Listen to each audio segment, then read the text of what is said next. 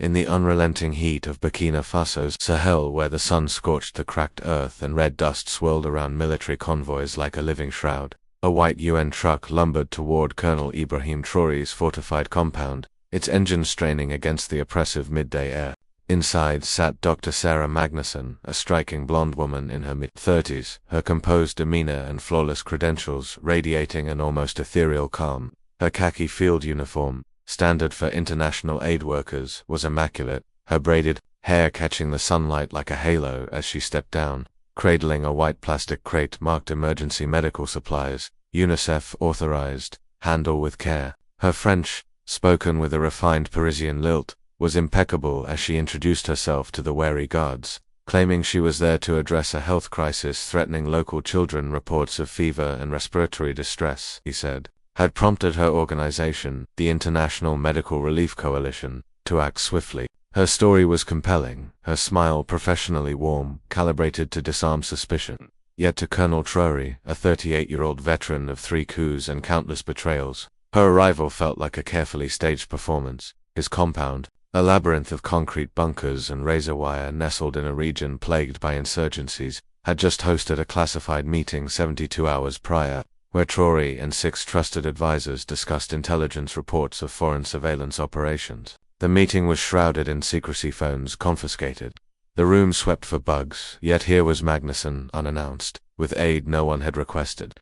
His weathered face, scarred from years of conflict, betrayed no emotion as he watched her from the shadows, but his instincts, honed by a lifetime of navigating deception, screamed that her timing was too perfect, her narrative too polished, her crate, handled with a reverence that suggested more than medicine, and her subtle glances at the compound's defenses, machine gun nests, communication towers, and patrol routes only deepened his suspicion. Traoré's mind catalogued every detail, her measured stride, the way her eyes scanned not just the medical tent but the strategic layout of the compound, and the faint flicker of calculation behind her humanitarian facade. He resolved to unravel the truth, knowing that in his world coincidences were often the first sign of betrayal. As Dr. Magnuson set up her supposed medical station in a modest concrete building within the compound, Traoré orchestrated a covert investigation with the precision of a chess grandmaster. He assigned Sergeant Connet, a wiry, sharp-edged soldier with a knack for noticing the smallest anomalies, to assist her while secretly monitoring every move.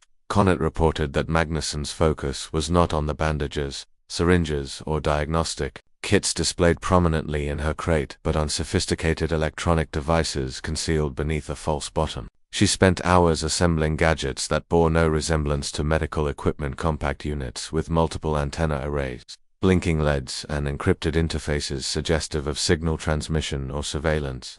Her movements were efficient, almost mechanical, betraying training far beyond a doctor's expertise. Meanwhile, Traoré dug into her background, leveraging his network of contacts.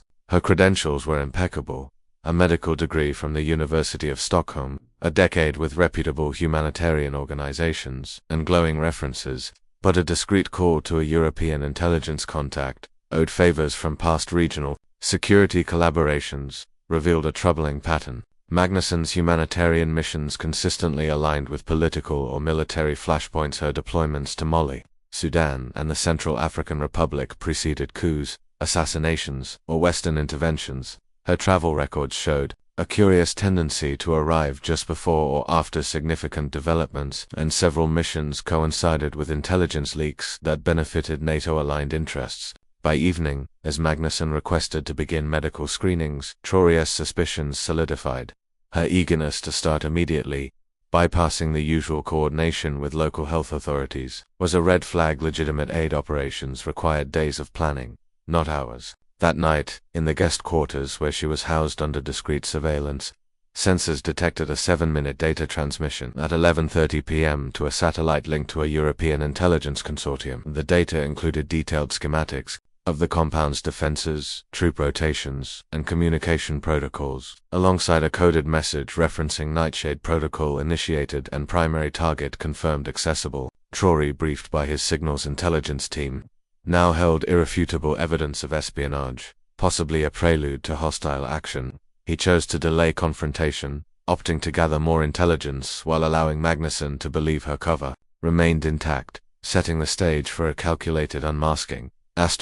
The following morning, as Dr. Magnuson prepared her diagnostic station with a cheerful demeanor, arranging stethoscopes and thermometers with theatrical precision, Traoré entered the medical facility with two trusted officers, his expression a mask of calm authority. He began with a disarming question about the device she had used for her covert transmission. Watching her closely, her smile faltered for a fraction of a second, a micro-expression of panic before she recovered, denying any such activity, and claiming she had only prepared medical supplies. Traoré, undeterred, approached her crate and methodically removed the top layer of bandages and vials, revealing the hidden espionage equipment, sleek, military-grade devices designed for surveillance and data transmission, not patient care. The room grew heavy with tension as Magnuson's composure cracked, her eyes darting as she calculated her dwindling options. Traoré offered her a chance to confess, warning that he would release his evidence, photographs of her equipment, intercepts of her transmission, and recordings of her movements to international media if she refused. After a tense silence, she admitted to being a medical doctor but revealed her true role with a European intelligence consortium, tasked with assessing the compound's vulnerabilities for potential future operations, possibly military or covert. She refused to name her superiors or disclose operational details, citing consequences far graver than her current exposure. Traoré, anticipating this, had prepared for escalation. His officers set up video equipment to record a statement, capturing the exposed devices and Magnuson's presence. Addressing the camera, Traoré detailed how her mission exploited humanitarian cover, undermining trust in genuine aid workers who risked their lives in conflict zones. He displayed the surveillance devices, explaining their function and the transmitted data's implications.